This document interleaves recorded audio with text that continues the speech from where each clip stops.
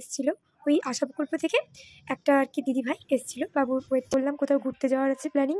তো আমরা বেরিয়ে পড়েছিলাম, সেটা কষ্ট হচ্ছে, কি যে উৎকট নাজেহাল অবস্থা আমাদের, সেটা আমাদেরকে দেখেই আশা করি অনেকে বুঝতে। শপিং করতে এসেছিল আর কিছু বাড়ির জন্য করেছিল।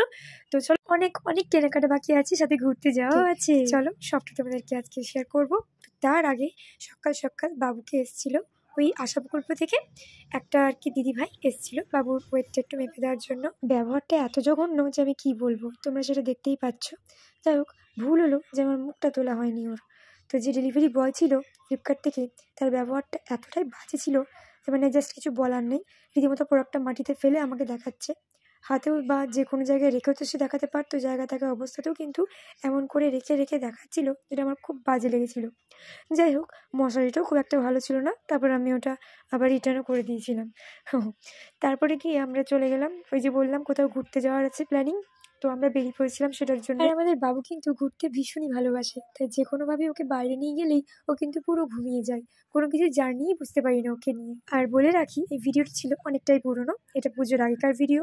পড়েছিল ভীষণই গরম, তাই খুবই কষ্ট হচ্ছিল। এখানে অপেক্ষা করছিলাম ট্রেনের জন্য, যে কখন ট্রেন আসবে। যাচ্ছিলাম আমাদের গ্রামের বাড়ি, এর বাড়ি যাওয়া দিনের বেলার ট্রেনে, এটা ছিল আমার ফার্স্ট জার্নি।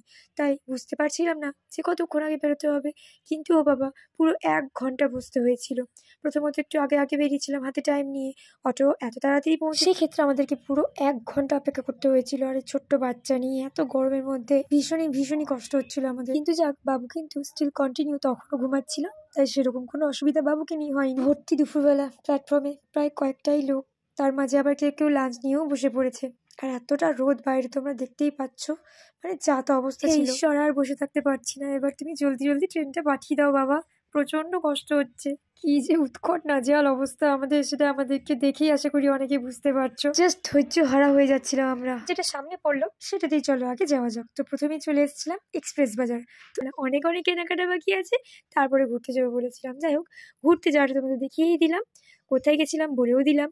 তো যে কেনাকাটাটা, সেটা চলো তোমাদেরকে শেয়ার করি। তো চলে এসেছিলাম আমি আর কি পুজোর আগে কেনাকাটাগুলো সেরে নিতে। বর আর আমি বাবুকে রাত্রেবেলায়, যেহেতু বাবু তখন একটু একটু ঘুমাতো, তো ঘুমটা পাড়িয়ে এসেছিলাম। তো দেখো, প্রথমে চলে এসেছিলাম এখানে এম বাজার। তো এম বাজারে চলো কালেকশনটা দেখে নিই। যদি এক্সপ্রেস বাজারে সেরকম কিন্তু কিছু নেওয়া হয়নি, অনেক কিছু কেনাকাটাও করার আছে, সেগুলো তোমাদেরকে শেয়ার করবো। তো এম বাজারে ঢুকে ঢুকে এখানে শুধুমাত্র বরেরই কিন্তু আমি জামা কাপড় কিনতে এসেছিলাম।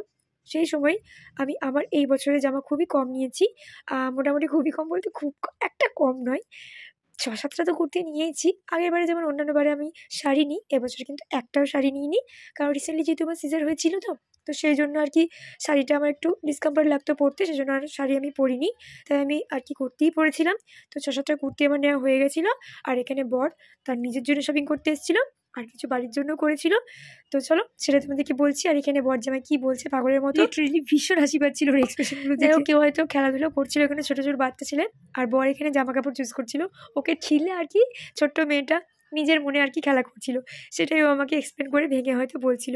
মনে আমার ছিল না, যখন আমি অডিওটা আর কি দিচ্ছিলাম, যে অরিজিনাল যে সাউন্ডটা, সেইটা শুনেই আমি তোমাদেরকে বলতে পারলাম।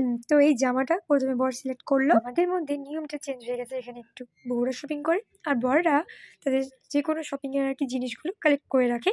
এখানে বিয়ের পর প্রত্যেক বছর বর শপিং করে, আর ওর কেনাকাটাগুলো আমি কালেক্ট করে করে রাখি। এই যেমন আমাকে এখন দেখতে পাচ্ছ, ও একটা একটা করে চুজ করছে, আর আমি কমেন্ট করে যাচ্ছি, আর জিনিসগুলো নিয়ে নিয়ে কালেক্ট করে রাখছি। আর এইখানেই একটা পছন্দের মধ্যে গুরুতর সমস্যা যেটা হলো, সেটা হচ্ছে ওর যে কোনো আর কি জামা কাপড়, যে কোনো কিছু একদম ওর লাইট হালকা কালার পছন্দ, আর আমার একটু ডিপ ডার্ক কালার পছন্দ। এই মধ্যেই আর কি দ্বন্দ্ব লেগে থাকে। আর সেটার উপায় হলো একটা ডিপ কালার, একটা লাইট কালার, দুটোই নিতে হবে। জামা দুটো কেমন অবশ্যই জানিও। এই দুটোই জামা ও এম বাজার থেকে নিয়েছিল। চলো এরপর যেখানে যাব সেটা তোমাদেরকে দেখাচ্ছি। তো তার আগে বিলটা তো করতে হবে, চলো বিলিংয়ে যাওয়া যাক। তো দুটো জামাকে আমি ভাঁজ করে নিয়ে নিলাম। বিশেষ করে আমার এই দুটো জামার মধ্যে নিজের বলতে ব্যক্তিগত মতে কিন্তু হালকা যে সি গ্রিন কালারটা আছে, সেটা ভীষণ পছন্দ ছিল। আর আমার বরের ছিল পছন্দ অ্যাশ কালারটা। কিছু তো করার নেই, নিতে তো আমার পছন্দ একটা তো হবেই।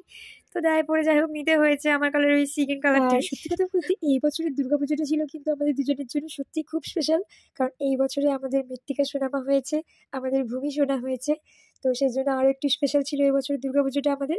তো ভালো যেতে পারলে কি হবে, ঘরের দুয়ারেই প্রস্তুত। যাই হোক, আর কোথাও যেতে হয়নি। অন্যান্য বছর এই বাজার কলকাতার জন্যই আমরা প্রায় আসানসোল যেতাম। তারপর শুনে মনটা ভীষণ খুশি হয়ে গেছিলো, কারণ সাঁইথিয়াতে বাজার কলকাতা ওপেন হয়েছে। আর তার কয়েক বছর পরে আরও দুঃখ পেলাম, সাঁইথিয়াটা বন্ধ হয়ে গেল।